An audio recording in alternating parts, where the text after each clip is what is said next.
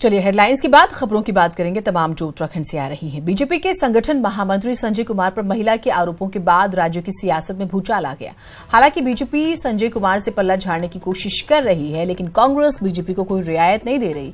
कांग्रेस प्रतिनिधिमंडल ने राज्यपाल बेबी रानी मौर्य से मुलाकात की थी और आरोपी बीजेपी नेता संजय कुमार की गिरफ्तारी की मांग की, जल्द से जल्द कार्रवाई की मांग की है। वहीं बीजेपी खुद को इस मुद्दे से दूर करती हुई दिखाई दे रही है। बीजेपी का कहना है कि पार्टी ने अपना काम किया है और अब कानून अपना काम करेगा।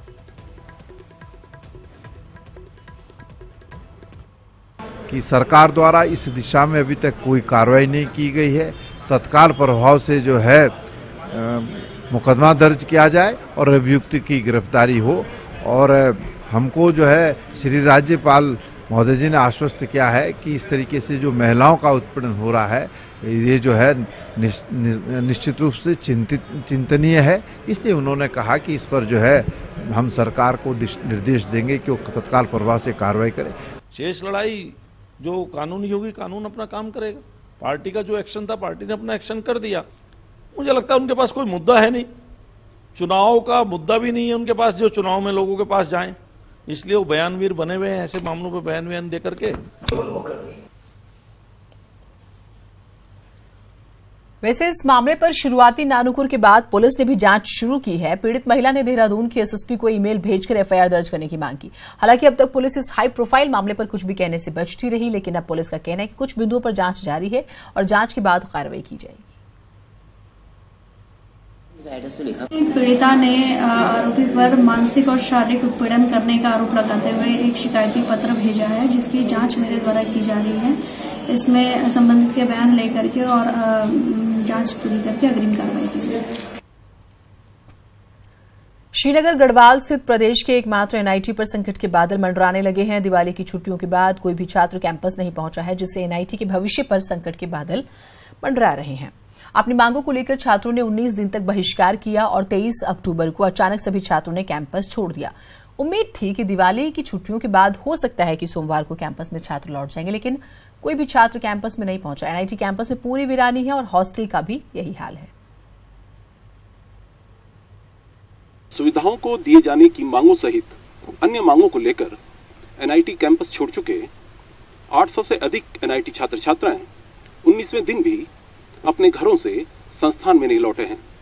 इस समय हम खड़े हैं एनआईटी संस्थान परिसर में, जहां पूरी तरह से वीरानी छाई हुई है। जहां कभी छात्रों की चहलकदमी और उनका शोर गूंजा करता था, वो आज बिल्कुल वीरान पड़ा हुआ है। इस बीच सबसे महत्वपूर्ण बात यह है कि इन 3 मांगों को लेकर एनआईटी छात्र छात्राएं 19 दिनों तक इसी संस्थान परिसर में आंदोलित रहे। इसी संस्थान परिसर में उन्होंने तंबू ताना रहा और लगातार अपनी मांगों को लेकर उन्होंने मुख्यमंत्री, प्रधानमंत्री और यहाँ तक कि राष्ट्रपति तक को भी अपने ज्ञापन भेजे, लेकिन उनकी मांगों पर कोई कार्रवाई नहीं हुई। सुधीर भट्ट, न्यूज़ 18, श्रीनगर गढ़वाल। कैंपस में छात्रों के नहीं पहुंचने से एक बार फिर से एनआईटी को मैदानी क्षेत्र में शिफ्ट करने की संभावना बढ़ गई है, क्योंकि एनआईटी प्रबंधन ने ऋषिकेश में कुछ जगहों पर जमीन चिन्हित कर ली और किसी भी वक्त एनआईटी का अस्थायी कैंपस श्रीनगर से ऋषिकेश या प्रदेश से बाहर कुरुक्षेत्र भी शिफ्ट हो सकता है।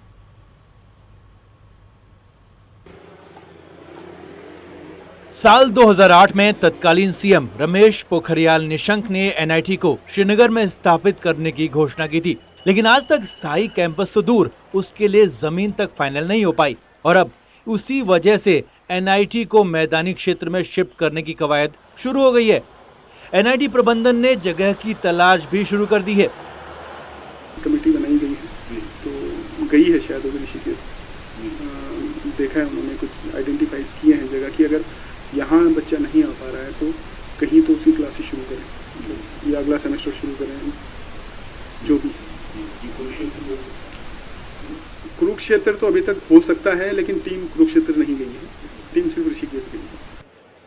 एनआईटी के छात्र भी लंबे समय से खराब व्यवस्थाओं को लेकर प्रदर्शन कर रहे थे और इस बार तो अब पूरी तरह से छात्र कैंपस को छोड़ चुके हैं।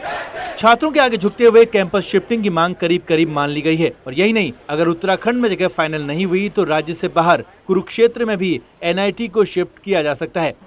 अब ऐसे में मुख्यमंत्री त्रिवेंद्र सिंह रावत के उस बयान पर सवाल खड़े हो रहे हैं जो उन्होंने 25 अक्टूबर को दिया था। मैं उनसे कहना चाहता हूं कि एनआईटी श्रीनगर में ही रहेगा। किसी तरह की गलत फहमी ना पालें। जो लोग इसमें गलत इरादा रखते हैं, उनके इरादे पूरे नहीं होंगे और उनको संभल जाना चाहिए। दिलचस्प बात यह भी है कि एनआईटी कैंपस शिफ्टिंग की कई बार कोशिश पहले भी हो चुकी है, मगर जन आंदोलनों के बाद उसे हर बार रोक दिया गया। अब जब इस बार करीब करीब शिफ्टिंग तय है तो देखना होगा कि मुख्यमंत्री की बातों को कितना माना जाता है। पौड़ी गढ़वाल से न्यूज़ 18 के लिए सुधीर भट्ट की रिपोर्ट।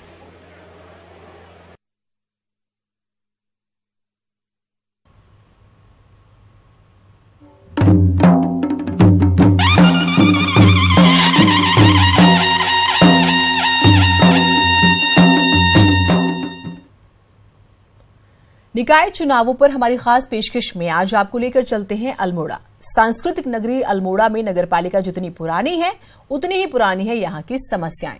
यहाँ भी एक बार फिर से बीजेपी और कांग्रेस के बीच सीधा मुकाबला है। तो प्रदेश के सबसे पुराने शहरों में अल्मोड़ा की असल समस्याएं क्या है और क्या चाहती है यहाँ की आवाम, देखिए रिपोर्ट।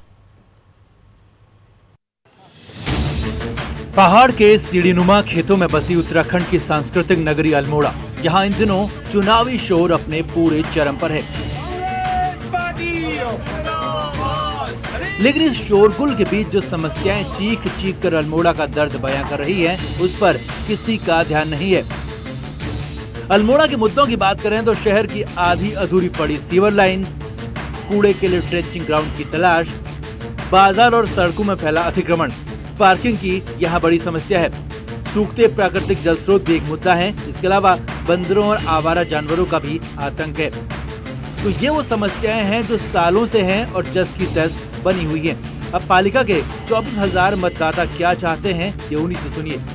देखिए, अल्मोड़ा नगर पालिका में शुरुआत से जो कूड़े के निस्तारण की बड़ी समस्या रही है, तो इसके लिए बहुत पहले से मांग उठती आ रही है कि यहाँ ट्रंचिंग ग्राउंड होना चाहिए शहर में। साथ ही में सीवर लाइन का काम भी बहुत सारा अधूरा रहा है, उसको भी पूरा होने की आवश्यकता है। जो ट्रक स्टैंड का मामला है, 2-3 धर्मशालाएं कब से खुली पड़ी है हमारी। नए आने वाले अध्यक्ष के सामने एक मुख्य तो यही मुद्दा होगा कि उनको दोबारा से निर्माण कराए। नालियों की व्यवस्था नहीं है, पानी जहाँ तहाँ बहता रहता है और लोगों के सीवर जो है टैंक जो है वेस्ट पानी नालियों में बह रहा है। कुमाऊं के इतिहास, भूगोल, राजनीति, धार्मिक मान्यताओं और किंवदंतियों को अपने सीने में समेटे इस शहर को कभी चंद राजाओं ने अपनी राजधानी बनाया था और अब बाल मिठाई की मिठास अल्मोड़ा को अलग पहचान देती है। मगर शहर के साथ हमेशा अन्याय हुआ। वैसे इस बार भी बीजेपी कांग्रेस के बीच ही मुकाबला है। बीजेपी से कैलाश गुर्रानी मैदान में है तो कांग्रेस से प्रकाश जोशी ताल ठोक रहे हैं। हालांकि राज्य के पुराने शहरों में शुमार अल्मोड़ा को आज तक वो नहीं मिला जिसका वो हकदार था। आज भी हमारे अल्मोड़े में पूरी तरीके से उसके व्यवस्था नहीं है। इसकी आपकी सीवरेज लाइन की कुछ यहाँ ट्रीटमेंट प्लांट इन्होंने लगाया था सीवरेज के लिए, वो भी काम नहीं कर रहा है। जो भी काम होते हैं आधे अधूरे होते हैं, पूरा कोई काम भी आज तक नहीं हुआ है। अल्मोड़ा पालिका ब्रिटिश काल में 1864 में ही स्थापित हो गई। राज्य बनने के बाद शहर की आबादी बढ़ती चली गई।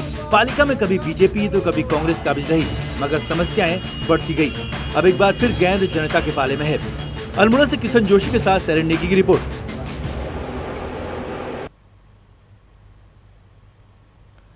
तो ये तो आपने सुनी अल्मोड़ा की जनता की आवाज और यहाँ की असल समस्याएं, लेकिन निकाय के रण में उतरे नेताओं का शहर को लेकर क्या विजन है, वो भी जानना जरूरी है। सांस्कृतिक नगरी अल्मोड़ा में नगर निकाय चुनाव की जंग पूरी तरह से 7वें आसमान पर पहुंच चुकी है।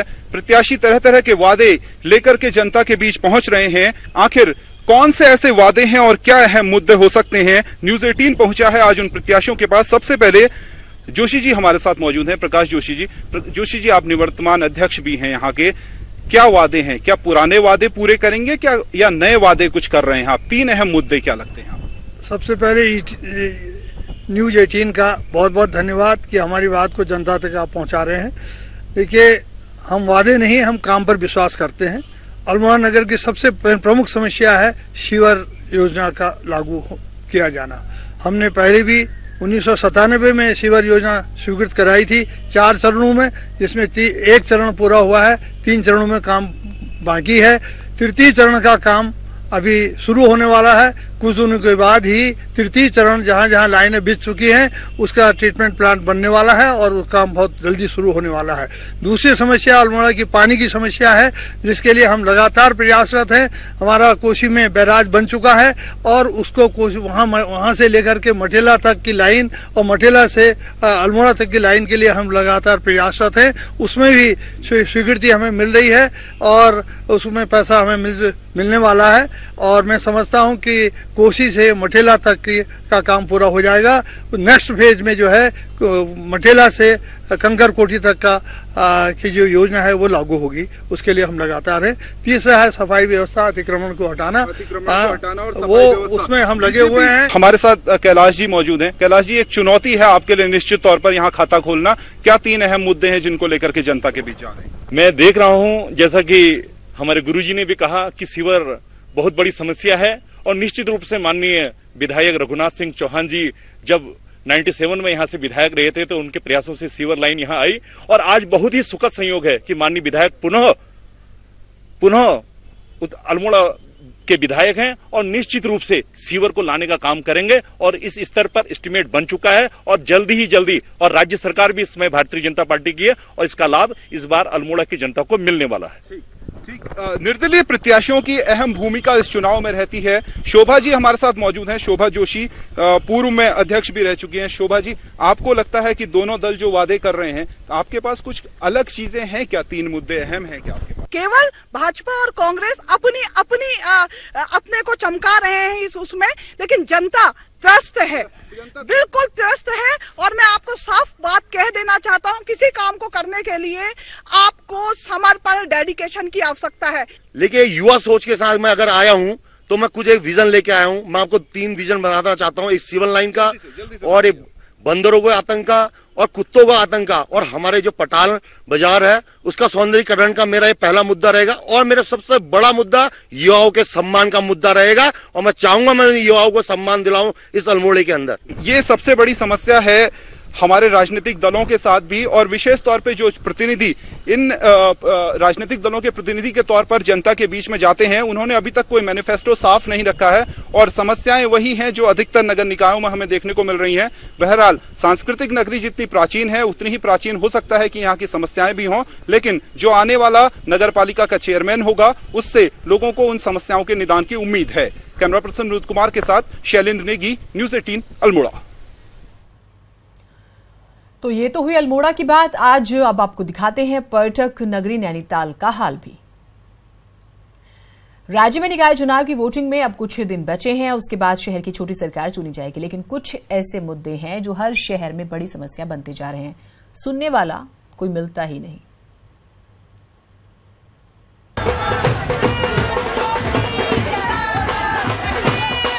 निकाय चुनाव का बिगुल बजते ही नेता जनता को ये बताने में जुट गए हैं कि उनको चुनेंगे तो वार्ड से लेकर शहर की सूरत बदल जाएगी। लेकिन बीते 18 सालों में राज्य और निकाय में कई सरकारें आई और गई, मगर कुछ समस्याएं दूर होने के बजाय गंभीर होती गई। मसलन ज्यादातर शहरों में पार्किंग की कोई व्यवस्था नहीं है। पार्किंग न होने से घंटों ट्रैफिक जाम लगा रहता है। ज्यादातर निकाय में पब्लिक टॉयलेट की व्यवस्था है ही नहीं। पब्लिक टॉयलेट ना होने से सबसे ज्यादा परेशानी महिलाओं को होती है। शहरों में सार्वजनिक जगहों पर पीने के पानी की कोई व्यवस्था नहीं है। ज्यादातर शहरों में पार्क, फुटपाथ और कैंटीन तक नहीं है। आवारा कुत्ते और अन्य जानवर कई शहरों की बड़ी समस्या है।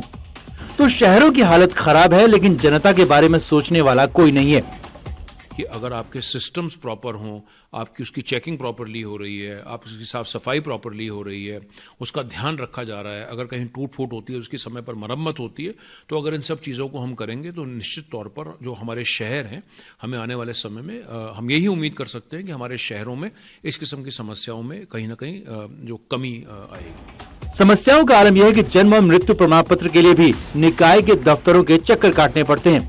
बाकी मसले तो सोच से भी दूर है। सरकार की बात आती है, उसने अभी भी जो बेसिक मुद्दे हैं उन पर स्ट्रगल करा है। वो इसलिए है क्योंकि पॉलिटिकल लीडरशिप ने वो विजन नहीं रखा है, कोई गोल नहीं है उत्तराखंड का, कोई उत्तराखंड को वो नई दिल्ली बनाने के चक्कर में मेरठ और मुजफ्फरनगर के बीच में छोड़कर भाग रहे हैं अपने दायित्व से। दूसरी बात यह है कि जो हमारा सरकारी तंत्र है ये नौकरशाहों के ही एक तरीके से बेड़ियों में रहा। उत्तराखंड के शहर बीते 18 सालों में सुकून के लिए कम और मुसीबतों के लिए ज्यादा मशहूर हुए हैं। ऐसे में अब अगर कोई ठोस योजना तैयार कर गंभीरता से कदम नहीं उठाए गए तो मौके कम होते जाएंगे और मुसीबतें ज्यादा। देहरादून से न्यूज 18 के लिए दीपांकर भट्ट की रिपोर्ट। राज्य में निकाय चुनाव के मतदान की तारीख नजदीक आ रही है और इस बीच कांग्रेस ने राज्य भर के निकायों के लिए अपना विजन डॉक्यूमेंट जारी कर दिया। हालांकि पार्टी की तरफ से घोषणा पत्र जारी नहीं हुआ, मगर विजन डॉक्यूमेंट जनता से जुड़े हुए मुद्दों को उसमें जगह दी गई है। कांग्रेस ने अपने विजन डॉक्यूमेंट में हाउस टैक्स का सरलीकरण, स्ट्रीट लाइट, साफ सफाई, ड्रेनेज सिस्टम और स्मार्ट सिटी जैसे मुद्दों को शामिल किया है। देहरादून में कांग्रेस मुख्यालय में कांग्रेस प्रदेश अध्यक्ष प्रीतम सिंह ने विजन डॉक्यूमेंट जारी किया। कांग्रेस ने अपने विजन डॉक्यूमेंट में सीसीटीवी, मलिन बस्तियों के लोगों के पुनर्वास के साथ ही आवारा पशुओं के प्रबंधन को भी जगह दी।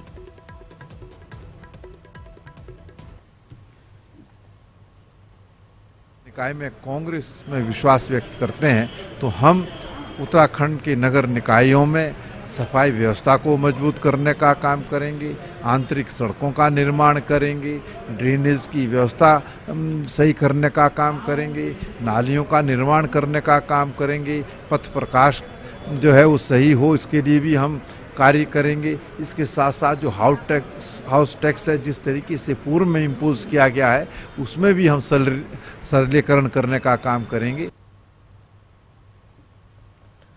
आज 5 जगहों पर निकाय चुनाव का प्रचार करेंगे सीएम त्रिवेंद्र सिंह रावत। गोपेश्वर, उत्तरकाशी, मसूरी निकाय में करेंगे प्रचार। विकासनगर, देहरादून में भी वो प्रचार करेंगे। सुबह 11 बजे गोपेश्वर, दोपहर 1 बजे उत्तरकाशी में जनसभा, दोपहर 3 बजे मसूरी, शाम 4 बजे विकासनगर में उनकी जनसभा है, शाम 6 बजे देहरादून में चुनाव प्रचार का उनका कार्यक्रम है।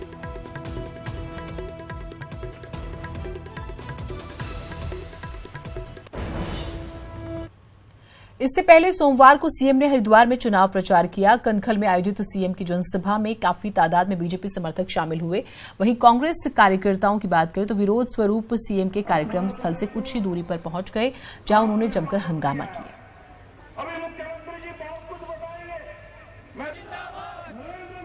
देख रहा था कि ये बिजली की लाइनें चारों तरफ हवा में दिखाई दे रही हैं।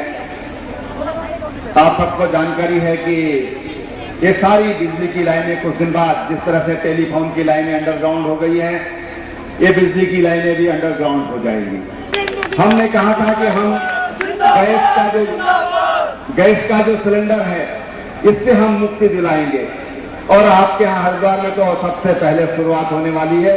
मुझे लगता है कि फरवरी मार्च में आप लोग गैस का सिलेंडर नहीं बल्कि आप जैसे हम पानी का नलका खोलते हैं ऐसे ही आप पानी उसको नलके को खोल करके और मुझको भी चाय पिलाएंगे नहीं पिलाएंगे। हरिद्वार की जनता को दिखाने और जताने और बताने आए हैं कि किस तरह जैसे आज त्रिवेंद्र सिंह रावत आज कंखल की इस महत्वपूर्ण धरती पर, दक्ष प्रजापति की धरती पर, कंखल चौक बाजार पर पधारे हैं। वो उस दिन कहाँ थे जब इस कंखल चौक में जेसीबी चल रही थी, अतिक्रमण के नाम पे गरीबों के घर उजाड़ दिए।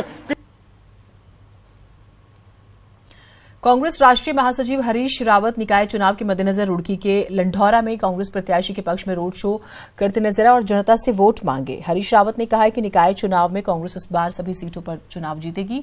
चुनाव प्रचार शुरू कर दिया और प्रदेश के सभी उम्मीदवारों के चुनाव प्रचार में वोट जाने की बात भी कर रहे हैं।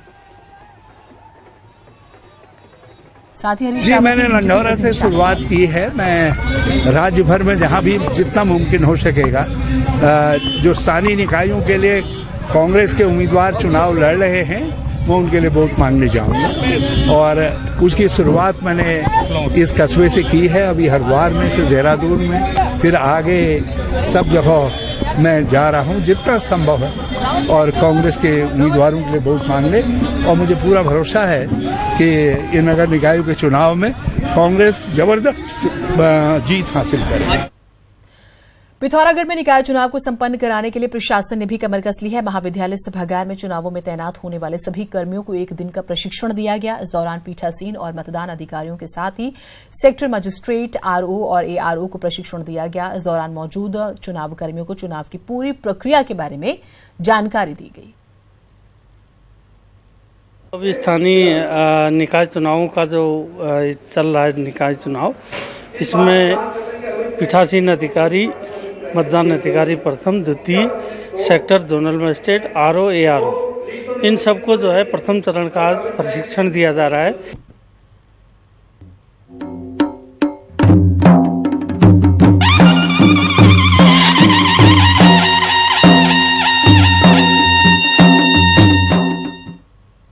और बात करते हैं राज्य पर आने वाले बड़े संकट की। तो राज्य में सरकारी बसों के पहिए जल्द ही थम सकते हैं। रोडवेज बस सेवा पूरी तरह से ठप हो सकती है, क्योंकि परिवहन निगम जो अब तक उधारी में काम कर रहा था, अब करोड़ों की देनदारी के बाद कंपनियों ने स्पेयर पार्ट्स देने से इनकार कर दिया है।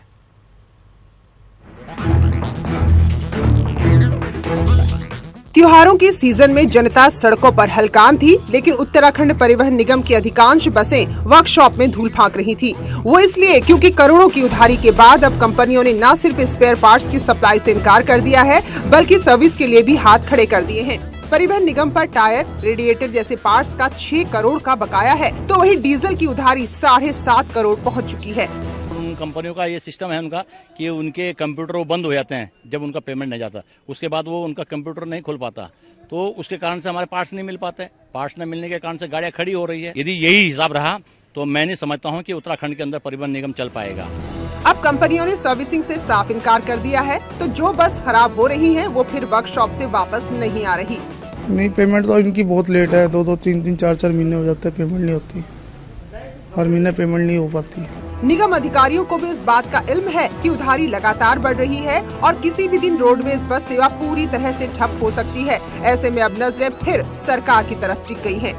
हम लोग लगातार प्रयास कर रहे हैं कि जो जिस भी पार्ट्स की हमें आवश्यकता है उसे भुगतान करके पार्ट्स की आपूर्ति ली जाए। परिवहन निगम की बसें धूल फांक रही हैं, कर्मचारियों को वक्त पर वेतन नहीं मिल रहा। ऐसे में सवाल सीधे सीधे अधिकारियों पर भी उठ रहे हैं।